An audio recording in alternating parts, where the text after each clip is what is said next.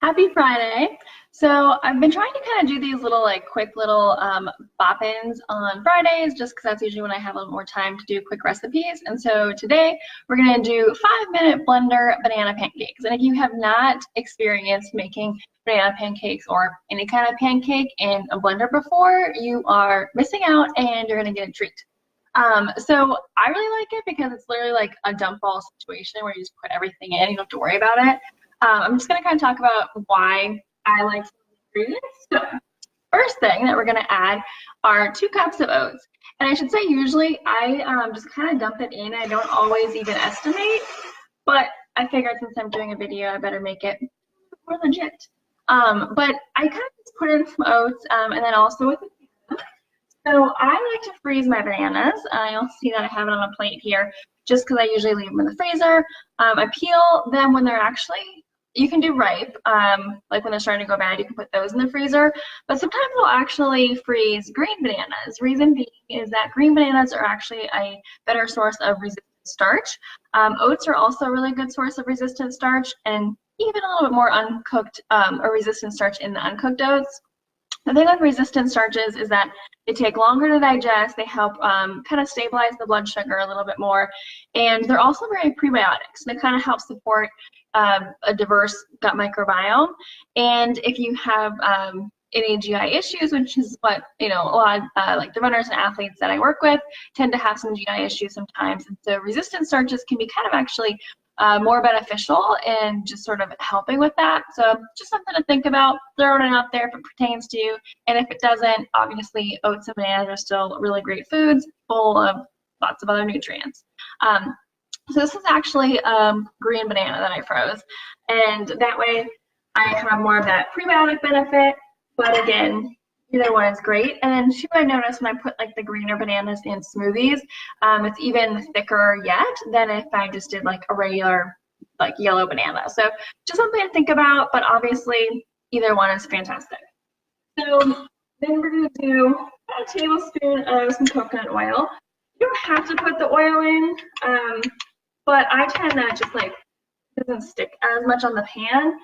So a little bit of the coconut oil and then about a teaspoon of vanilla is going to go in there, and I try to use let's see if we can see. Okay, yeah, okay, so I use like the pure vanilla just because you're going to get a lot more flavor than with the imitation. So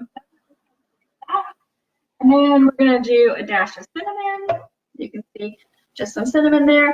You can also do nutmeg if that's sort of in your flavor profile of things you enjoy. And then we're going to do a cup of milk. So I use unsweetened almond milk, and you can also do any kind of unsweetened soy milk. That's going to make it a little creamier. I find that the oat milk, if you actually had oat milk, would actually help so the banana pancakes are more crispy and they get to a golden brown, which is also why I like using oats in pancakes, is because that's how you get a nice golden brown pancake versus just not. So the last thing, one of the last things that we're going to add is just a dash of pure maple syrup. Put that in there, about a tablespoon or 2. I don't really put a whole lot of syrup on my pancakes when I'm done.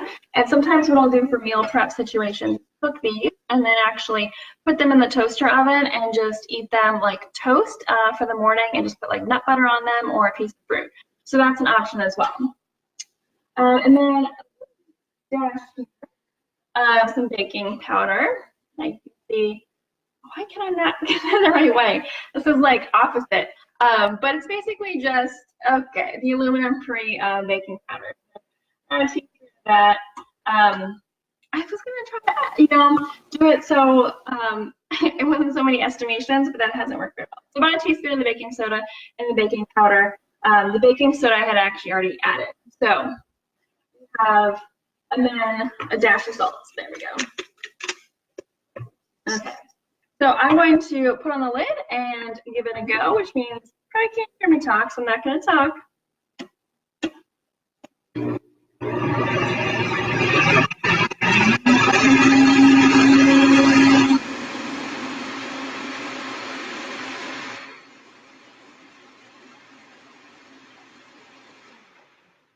So I actually need a little bit more liquid in this guy.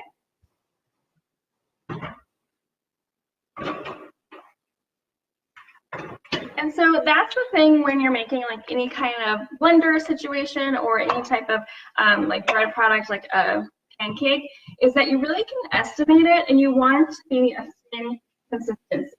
So if it's not a thin consistency, particularly I should say with like a vegan type of pancake, is that if it's not thin, it's going to be super thick, and then it's not going to cook very well, like at all. It's going to be a big brick. So we want it nice and thin.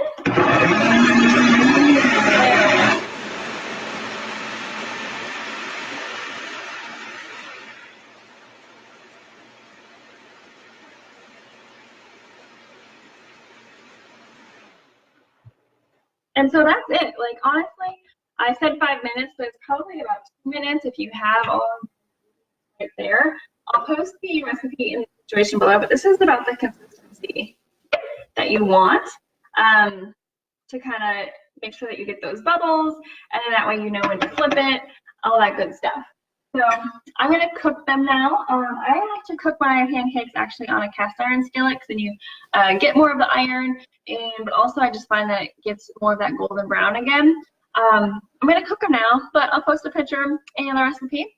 And I hope that you make some freaking banana pancakes in the blender, maybe even this weekend, because it takes 2 seconds. And what's great is that you can have them like all week long for your meal prep. So take care and have a fantastic